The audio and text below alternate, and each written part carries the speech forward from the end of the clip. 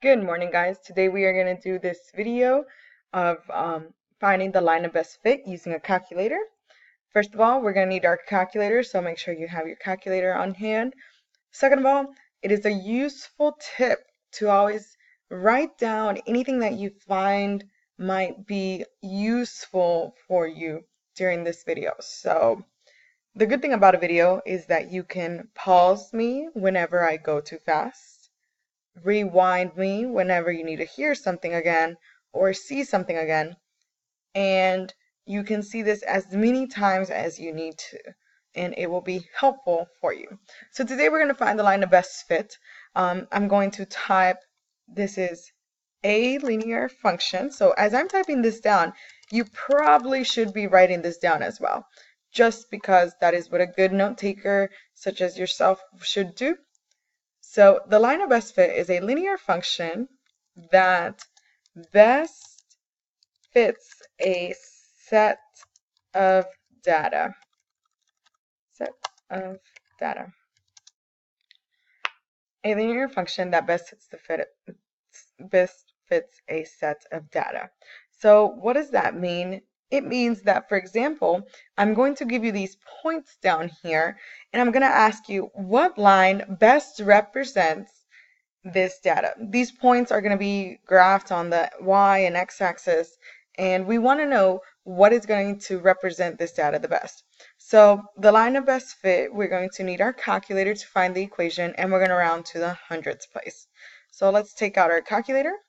And just a useful tip to know for the calculator is we're going to reset the memory, because sometimes other users from other courses mess up our calculators and we can't work with a calculator that has different settings on it. So let's learn how to reset the settings. We're going to press second plus, and notice it says memory right there. So when we press second plus, the memory screen comes up, and we're going to go down to 7. So use the arrow keys or press 7, and we want to reset the data. So we're going to press enter.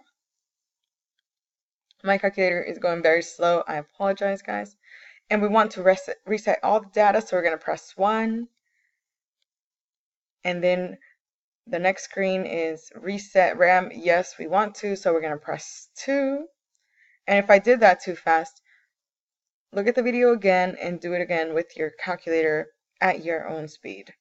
Okay, so now that we resetted the calculator, this is the screen that should pop up on your calculator. Now you're ready to go. This is useful because on the EOC, I can't help you if your calculator has some funky setting and it's not working properly. So if you can learn how to reset it, that would be great. So we want to put in this data. This is more of a statistical type of information. So we're going to press the stat button right here, and we will be on the edit screen. And we want to edit our data, so we're just going to press 1 right there where edit is at. And it should take me to this screen where it says L1, L2, L3. L1 is just the list, the first list of numbers, which is this one. And L2 is the second list of numbers, which is the height. So to navigate in these, we use the up and down arrow keys. And the right keys. As you can see, these keys help me navigate. So we want to put in all our x values in L1, and we want to put in all our y values in L2. So for L1, we're going to put in 48, and you better be practicing this as well on your calculator. So practice putting this information in with me. So I put in 64, enter, 83, enter, 60, enter, 63, enter. Okay, now watch this. I accidentally put in 6. Guys, that's going to make a huge difference in my equation of the line if I do not correct it. So make sure that you are double checking your work. So now I correctly put in 63, enter, 92, enter, 88, enter. Now I have all my data in L1. Let's put in my data in L2, which is the second line of information. To scroll over, I just use the right arrow key, and we're going to put in 153, enter, 175, enter. Guys, do this with me, along with me. Make sure that I am not the only one doing this, because you need to practice this skill as well. 175, 185, enter. Be careful that the numbers do align. For example, 185 goes with 83. Sometimes people tend to skip numbers and then they have inaccurate data, which messes up. So if you are having if you make a mistake like that, it will mess you up. So be careful, be double checking your work. 63 goes with 166. 190, enter, and 185, enter. Notice that I have the same numbers in X and the same number in Y, and they all each are paired up correctly. So now that I have my data in, we want to find the line of best fit. So we're going to press Stat again, and this time we want to calculate the line of best fit. So we no longer want this screen, we want the calculate screen. So to get to this calculate screen, or highlight the calculate screen, we're going to use this key right here, the right arrow key. And we are trying to find a linear line of best fit. This is called a linear regression line. And as you can see right here, number 4 has LIN, regression. So we want to scroll down to number 4 because we want to calculate the line of best fit that is linear. Press enter. And when you press enter, it's going to ask you these questions that say, do you want your X to be L1 and do you want your Y to be L2? Yes, that is where we put in our data. So just scroll down, scroll down, scroll down, scroll down using the down arrow key. And we want it to calculate, so press enter. Don't forget to press enter. And then when we press calculate, we get linear regression AX plus B if this thing decides to work, because it is going extremely slow. We will get this screen right here. And this screen is very important because it gives me my line of best fit. First of all, notice that it has Y equals AX plus B. So I'm going to actually write that down here.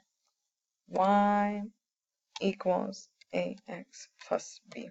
Again, if I'm writing this, you more than likely should probably be writing it as well. So my line is Y equals AX plus B, but instead of A, it actually gives me a number. It gives me 0.8857. So we are rounding to the hundredths place, which is 2 decimal places. We're going to round 2 decimal places. So instead of A, we're going to replace it with 0.885, but the 5 bumps up the 8, so it's going to be Y equals 0.89 because the 5 gets bumped up. So no longer do we have A, we have 0.89 X plus B. Our B happens to be 109.12, but that 7 bumps it up, so it's going to be 109.13. And notice that it did not give me an A or an X or a Y, because the X and the Y are part of the equation, so you don't need them. So technically our equation is right here. Y equals 0.89x plus 109.13. This is the line that best represents my data. Later on I will show you what I mean by that, but for now we just want to be able to figure out this line.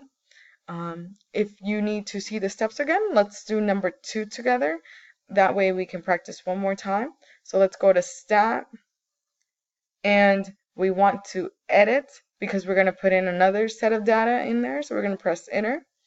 Guys, if I went too fast, make sure you pause the video, write down the equation for the previous one, or write down the steps for the calculator, but we are doing this again. Okay, so I have the previous data in there and I don't want it I don't want that data anymore. I want to put in new data. So go up to L2 and highlight all of L2 right there. And notice that it brings up the whole list. So we're going to press clear. And then if you press down, wow, all the data disappears. That easy. So we're going to do the same thing with L1. We're going to go up and highlight L1.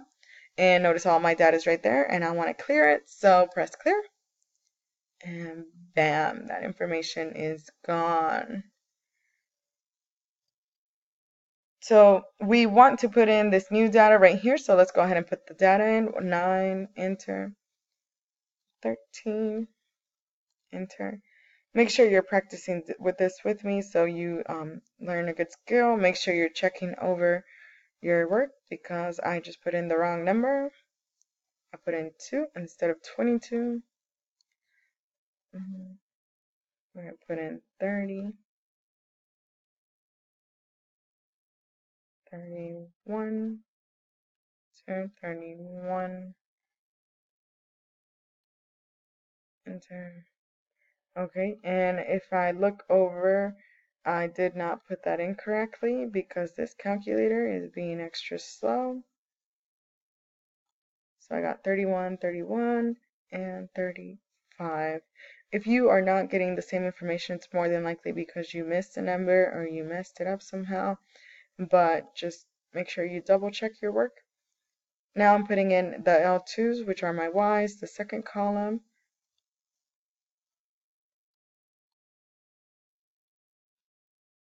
And this calculator is going to drive me crazy because it's not working well.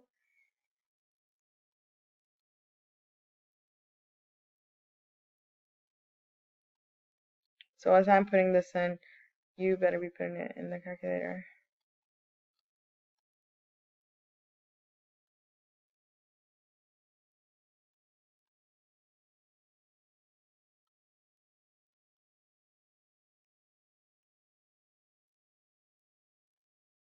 Alright, so now I put in all my data.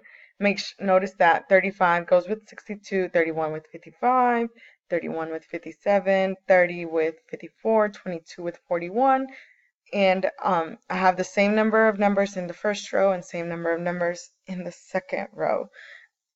That is very important, guys, that this is correct. A lot of people make mistakes just in this step right here, and we want to calculate the line of best fit. So let's press Stat. And we want to calculate, so we want to highlight calculate. And we want to find the line of best fit, so scroll down to number 4, enter.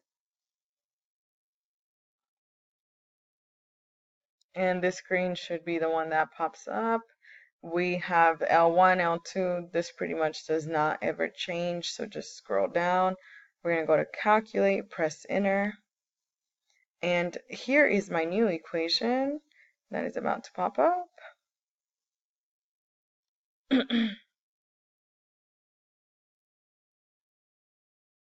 Alright, so notice they give me my A again, and they give me my B, and we are to plug those back in and just write the equation.